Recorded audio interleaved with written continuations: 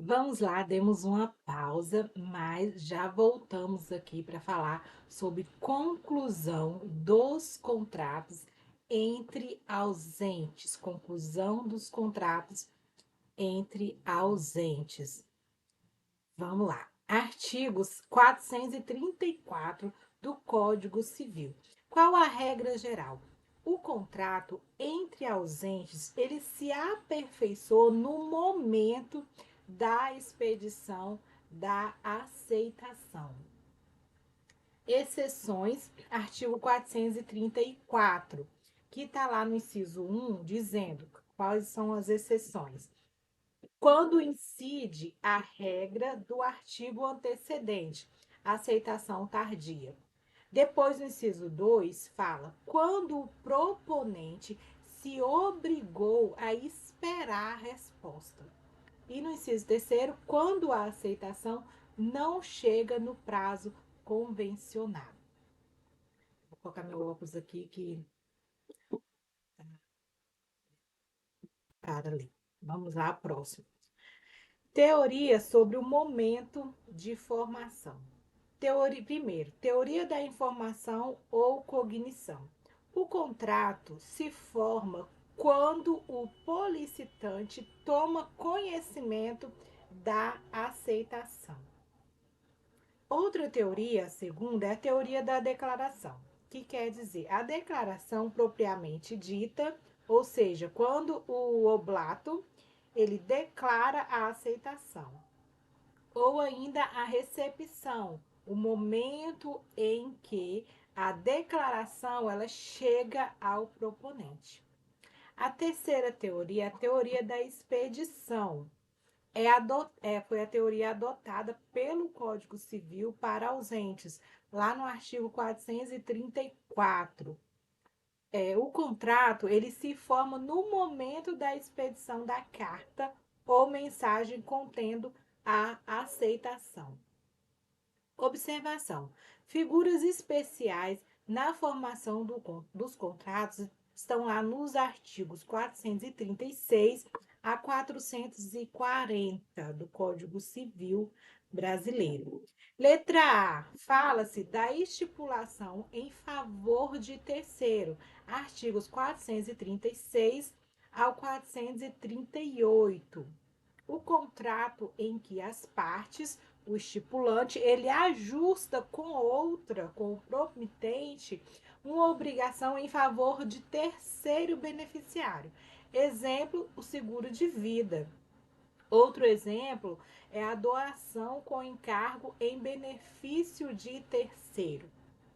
Letra B, nós vamos falar sobre promessa de fato de terceiro. Promessa de fato de terceiro, tá? Nos artigos 439 a 440. Ou seja, a parte, ela se obriga a obter o consentimento ou comportamento de um terceiro. Ela se obriga a obter o consentimento ou comportamento de um terceiro. Exemplo, a produtora, ela promete que determinado cantor fará um show. Então, ela se obriga a obter o consentimento ou comportamento de um terceiro. Letra C, o contrato com pessoa a declarar. Ou seja, a parte, ela reserva-se o direito de indicar posteriormente outra pessoa, nomeado para assumir direitos e obrigações. Exemplo, leilões de objetos de grande valor. Fechado? Agora nós vamos falar sobre os princípios, alguns princípios dos contratos. Autonomia privada. O princípio da autonomia privada é a liberdade de contratar e definir conteúdo. Então, as partes elas têm aí autonomia privada. Obrigatoriedade, que é pacta sunt servanda. O contrato ele vincula as partes. Outro princípio é o da boa-fé objetiva, ou seja, o comportamento leal antes, durante e após o contrato. Então, tem que haver aí a boa-fé objetiva.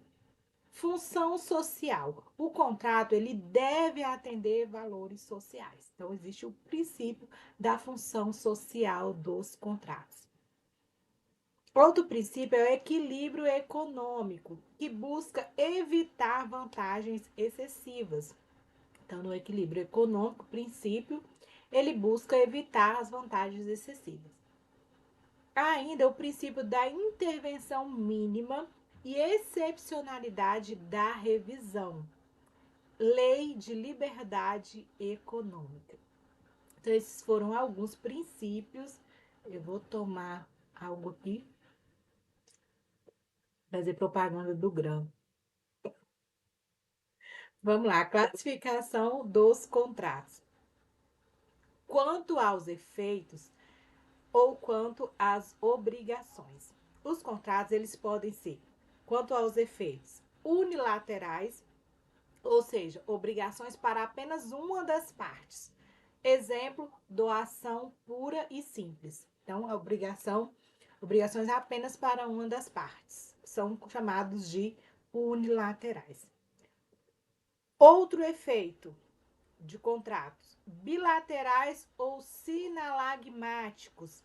São obrigações para ambos os contratantes. Então, são bilaterais ou sinalagmáticos. Bilaterais imperfeitos, originalmente unilaterais, que se tornam bilaterais por alguma circunstância acidental. Qual é o exemplo? Mandato inicialmente não remunerado, que depois passa a ser remunerado, certo? Vamos depois à importância da classificação.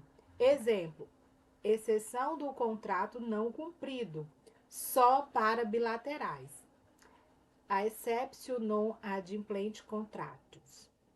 Importância da classificação. Então, é outro efeito aí dos contratos,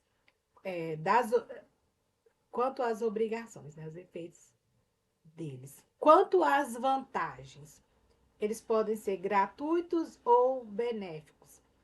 Vantagem apenas para uma das partes. Exemplo, doação pura e simples. Onerosos, vantagens para ambas as partes. Exemplo, a compra e venda. Quanto ao momento da formação, pode ser consensual, se forma no momento de acordo de vontades, do acordo de vontades. Exemplo, a tradição é mera execução, né? Nesse caso, de consensual, a tradição ela é mera execução. Então, ele se forma no momento do acordo de vontades. Real, se forma com a entrega da coisa. Então, aqui há a tradição, ele se forma com a entrega da coisa. Quanto à forma não solene, ou seja, a forma livre, que é a regra geral, exemplo, compra e venda de móveis. E a forma solene, que é a forma prescrita em lei, exemplo, compra e venda de imóveis, fiança, seguro, deve ter ali uma forma prescrita em lei. Quanto às qualidades pessoais dos contratantes, as qualidades impessoais podem ser cumpridas pelo devedor ou terceiro. Já o personalismo, ele só pode ser cumprido pelo devedor e não por terceiros. Quanto à existência de regramento geral, podem ser típicos, que são os nominados, regramento legal específico. E atípicos, que são os inonimados, não tem regramento legal específico. E ainda mistos, a fusão dos dois primeiros, dos típicos e dos atípicos.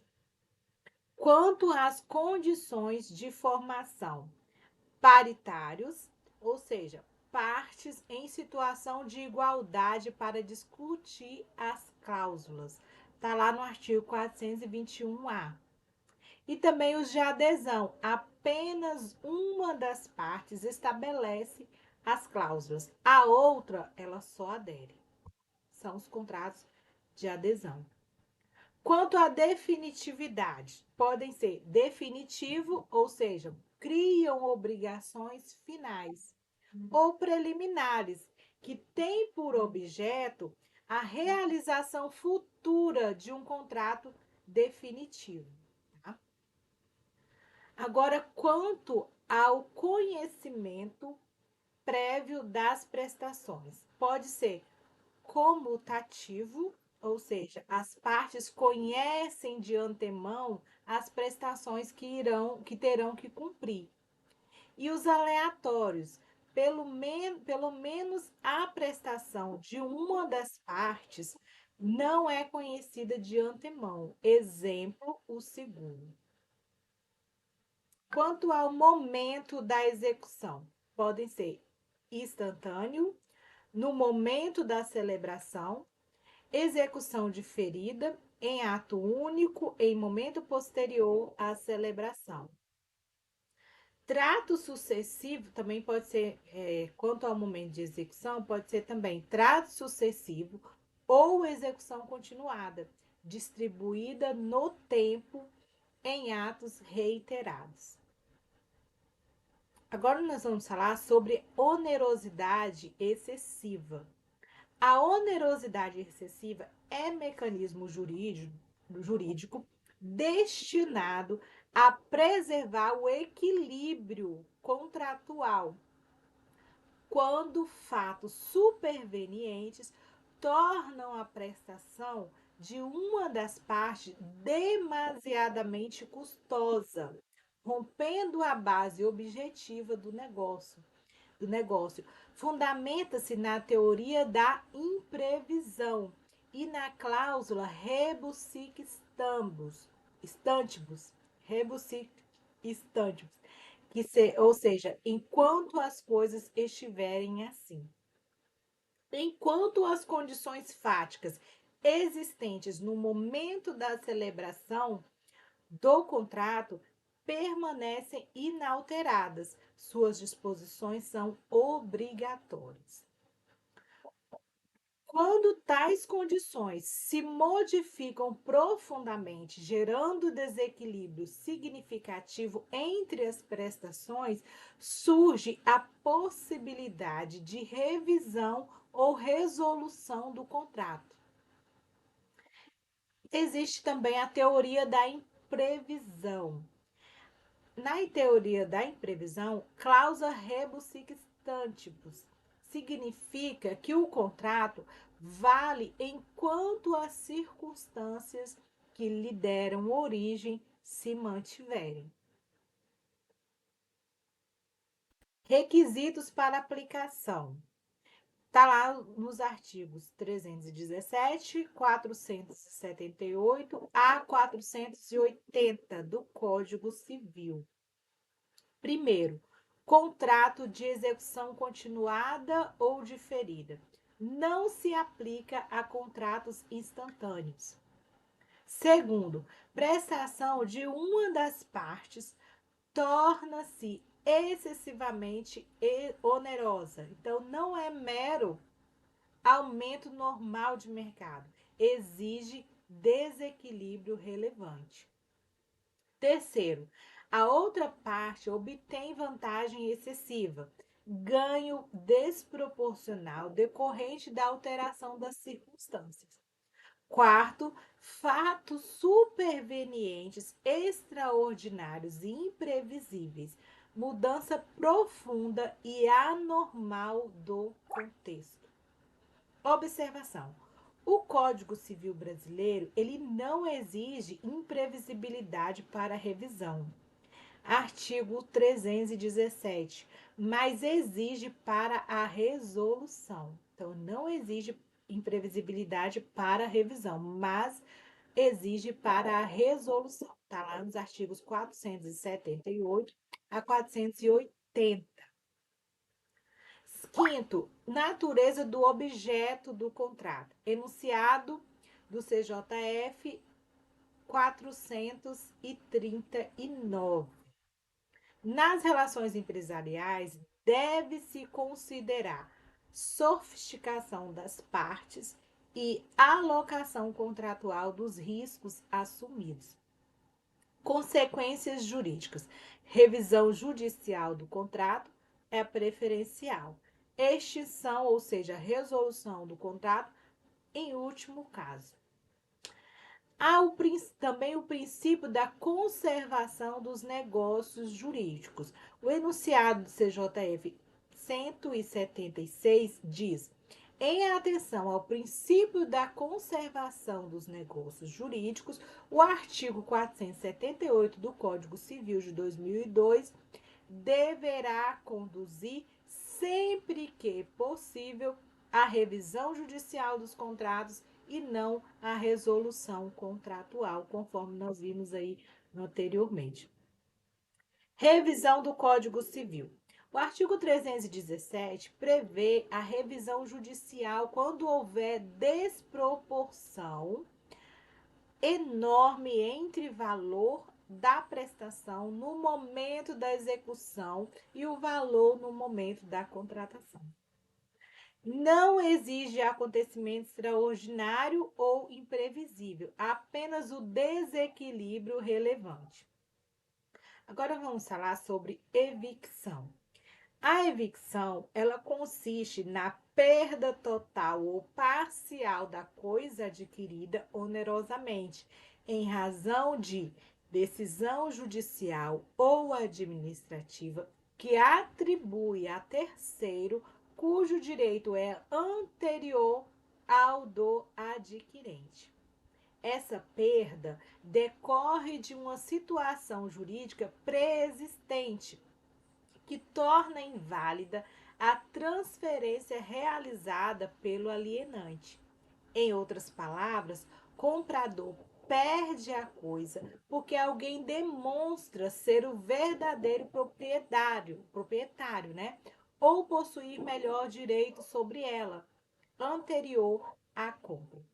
Vamos lá, um exemplo prático.